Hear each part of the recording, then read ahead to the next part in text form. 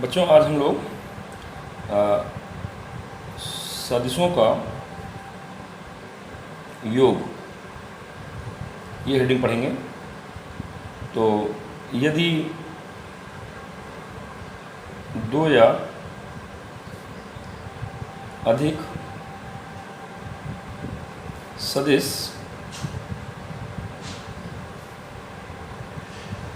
का एक साथ प्रभाव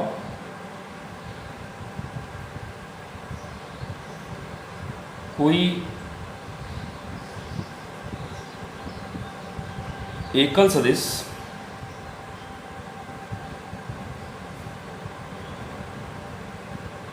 उत्पन्न करता है तो उसे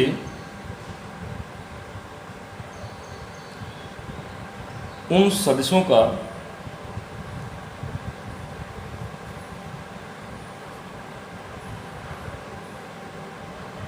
परिणामी सदिश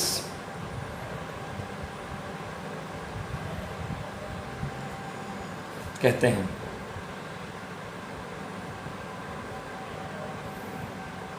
अगर vector a plus vector b plus vector c plus vector d इसको जोड़ करके अगर कोई एक अकेला सदिश r प्राप्त किया जा रहा है तो ये जो है आपका परिणामी सदिश कहलाएगा। और इस प्रकार से हम कई सदिशों को जोड़कर एक सदिश प्राप्त करने की जो प्रक्रिया होती है इसे सदिशों का योग कहते हैं।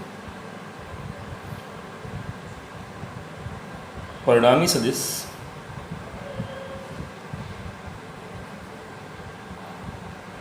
प्राप्त करने के लिए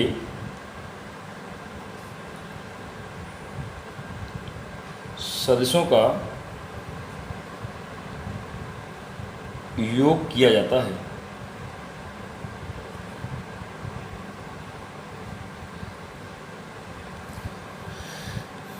सदिशों के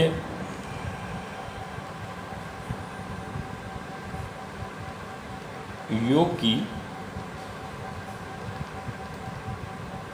निम्न 3 विधियां हैं।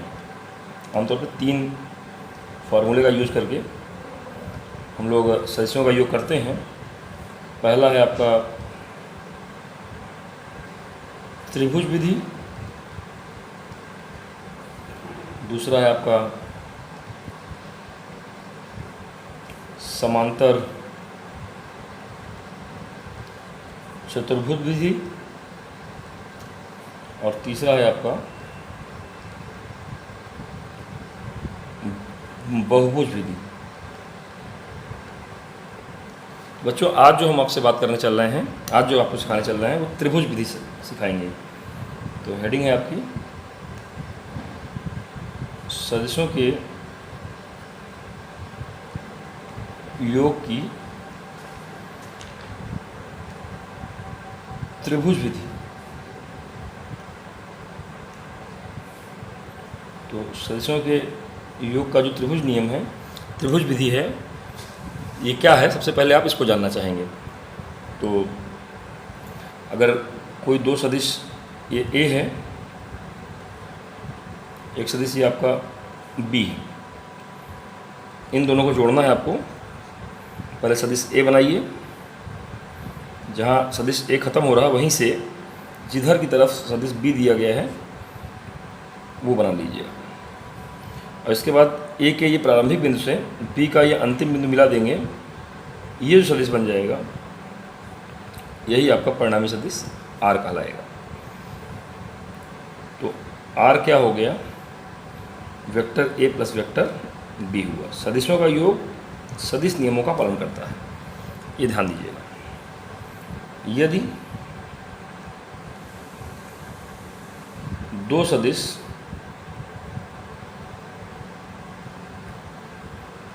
वेक्टर a व वेक्टर b परिमाण व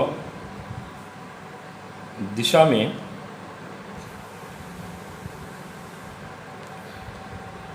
त्रिभुज की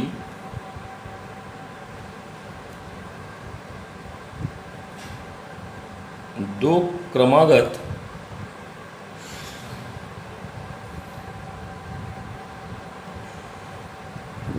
भुजाओं द्वारा निरूपित हों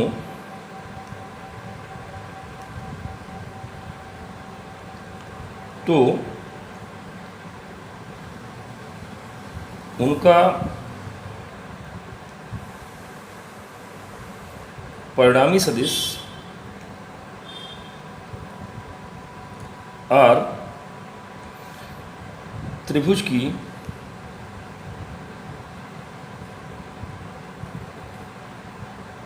तीसरी भुजा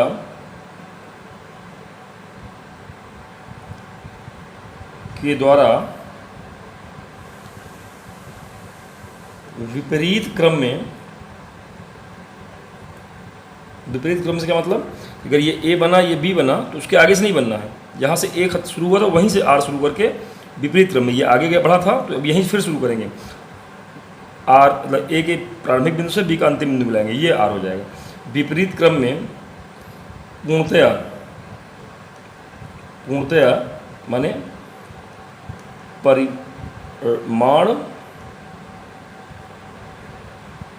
परिमाण व दिशा को निरूपित करेगा।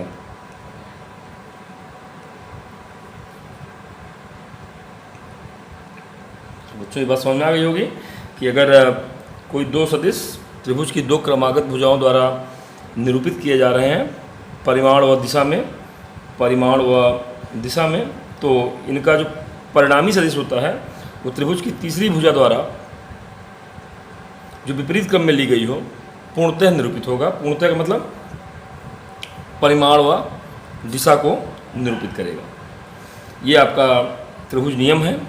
आइए इसका जब हम मैथमेटिकल एनालिटिकल ट्रीटमेंट करें तो बात समझ में आ जाएगा। तो गणितीय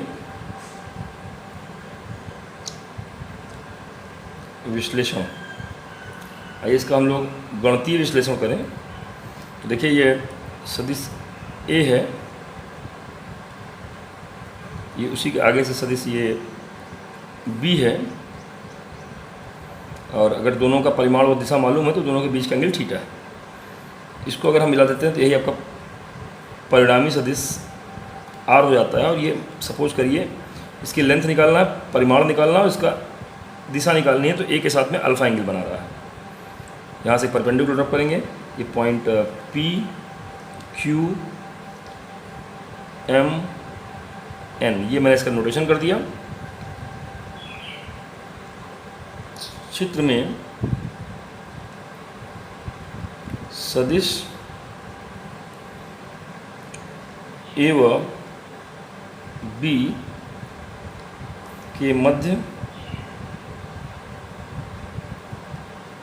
कोण थीटा है।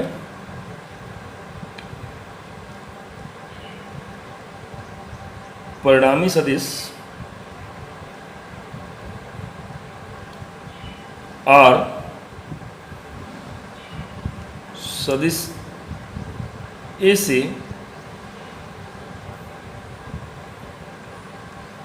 कोण अल्फा पर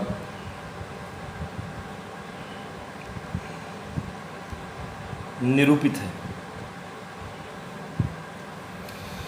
यहाँ पे एक समकोण बना लिया मैंने। समकोण त्रिभुज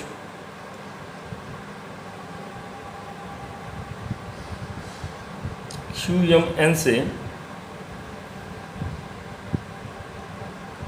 cos theta is equal to QM upon QN, तो यहाँ से आप देखेंगे कि QM जो आ गया वो QN cos थीटा आ गया, और QN है कितना B, तो इसकी वैल्यू जो आ गई B cos थीटा आ गया। तथा sin theta is equal to perpendicular upon hypotenuse, mn upon qn. It implies that mn upon qn, it implies that nm is equal to qn sin theta, that is b sin theta. तो इस त्रिभुज में आप देख रहे हैं कि ये b sin थीटा आ गया, ये अगर b है ये थीटा है तो ये b sin थीटा आ गया सामने वाली भुजा, थीटा के सामने वाली भुजा, और ये आपका b cos थीटा आ गया। तो बच्चों परिणामी सदिश r के परिमाण के लिए ये ट्रायंगल हो गया आपका।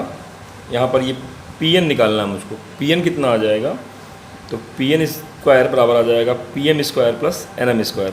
पाइथागोरस थ्योरम लगा दिया मैंने। यहाँ पर pn स्क्वायर यही लेंथ निकालनी है मुझको, परिमाण है ये जो आपको परिणामी सदिश है। तो ये pq प्लस qm, यहाँ pm को हम pq प्लस qm लिख दिए हैं, इसका होल स्क्वायर हो गया, nm है ही है। यहाँ पर pn है कितना r, केवल वेक्टर नहीं लगा यहाँ पर देख रहे होंगे आप, तो इसका मतलब ये इसका परिमाण है, मैग्नीट्यूड है। यहाँ पर ये इसका pq मतलब a आ गया, qm मतलब ये b cos थीटा आ गया, nm का मतलब b sin थीटा आ गया। तो r स्क्वायर बराबर ये होल स्क्वायर कर दिया गया, a square plus b square cos square theta plus 2ab cos theta, a square plus b square, b की जगह b cos थीटा, इसका square formula a square plus b square plus 2ab cos theta. ये आ गया sine theta का square करेंगे तो b square sine square theta आ गया। यहाँ b स्क्वायर कॉमन आ गया तो cos square theta plus sine square theta, इसकी वैल्यू 1 हो जाएगी। तो ये इस फॉर्म में आ गया। तो यहाँ से आप समझ सकते हैं कि जो आपका ये परिणामी सदिश r का परिमाण आ गया वो कितना आ गया, a square plus b square plus 2ab cos theta. ये आपका परिणामी सदिश r का परिमाण आ गया। बहुत इंपॉर्टेंट फार्मूला है भाई, इससे हम लोग सदिशों को जोड़ने का काम करेंगे, ध्यान रखिएगा। अब आइए सदिश, इस परिणामी सदिश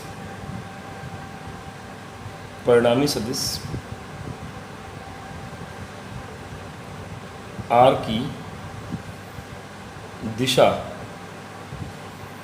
तो अल्फा एंगल है a के साथ में, के लिए क्या करना पड़ रहा है समझिए ज़रा। तो इसी ट्रायंगल में, इसी त्रिभुज में tan अल्फा बराबर रखा जाएगा, तो ये परपेंडिकुलर अपॉन बेस